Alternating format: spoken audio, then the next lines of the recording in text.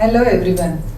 Today I am going to share with you experience which I gained as a chairman of Entrepreneurship Development Cell of our institute, that is popularly known as CSIBER or Chhatrapati Shahu Institute of Business Education and Research, situated in the beautiful city Kolhapur.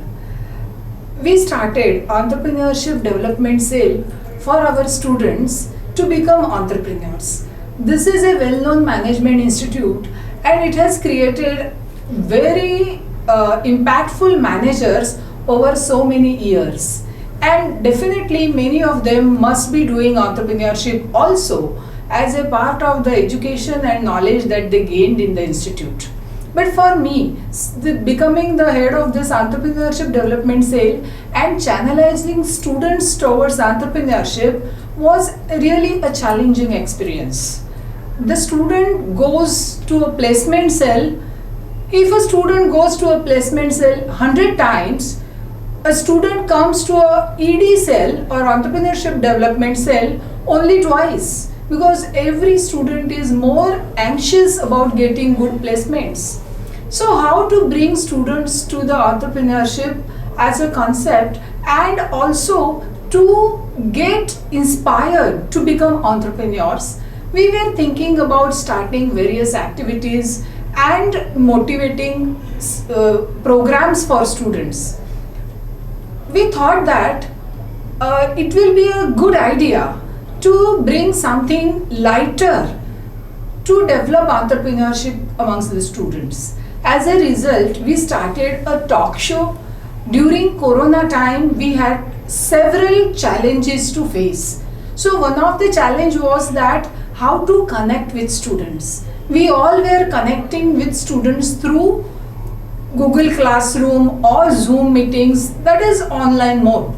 So we thought that we can have certain activity which will be in online mode, yet it will be engaging for the students.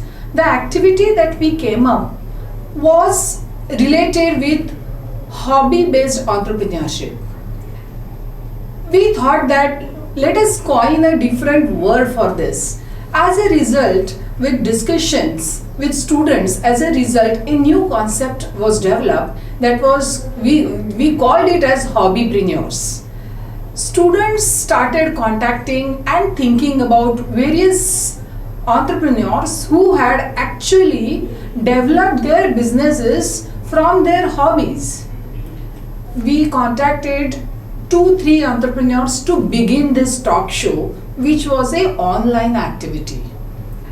Gradually, by posting this experiences on LinkedIn or YouTube, we were approached by some other people who said that we have also started our businesses out of our hobbies. So today I am going to share with you this unique activity and our experience of that activity. Gradually, we came up with a tagline called Hobbypreneurs are Happypreneurs, because this talk show where different hobbypreneurs came and told us about their journey of entrepreneurship, we realized that they were much more happy in their entrepreneurial venture as compared to others who had actually become entrepreneurs because that aligned with their qualification or it was inherited from their parents or their father or someone else. So these people who came on our talk show and talked about their hobbies, they said that they were so happy in their businesses. These people, they also told us that they never thought about converting their hobbies into a full-fledged venture when they were actually pursuing it. Then we realized that a country like India, there was a movement or a scheme coming from government, that is Startup India. Our Entrepreneurship Development Cell was also trying to bring this kind of government initiatives to the students. So when we saw that there are opportunities of creating entrepreneurs, but not in the traditional manner in which we think about creating entrepreneurs. What I thought that time is that 180 or 240 students in 1 year, like that in the institute there might be around 1000 students. Out of them, many of them must be having one small hobby, and why not convert this hobby into a venture where they can earn their livelihood also. Someone said that if you are going to your office where the work that you are doing is what you are passionate about, then you don't feel that you have gone to work. So this kind of activity was definitely going to bring some new angle into the whole entrepreneurship creation journey that we had started. So the hobbypreneurs who had come on our talk shows, they had shared their experiences. Those hobbypreneurs, they were basically, many of them were having some different profession or different qualification, such as a student came on our show who was BE mechanical but was very, his hobby was making pastries. So he has a fully equipped bakery now, and he is able to earn quite a good amount of income from that bakery.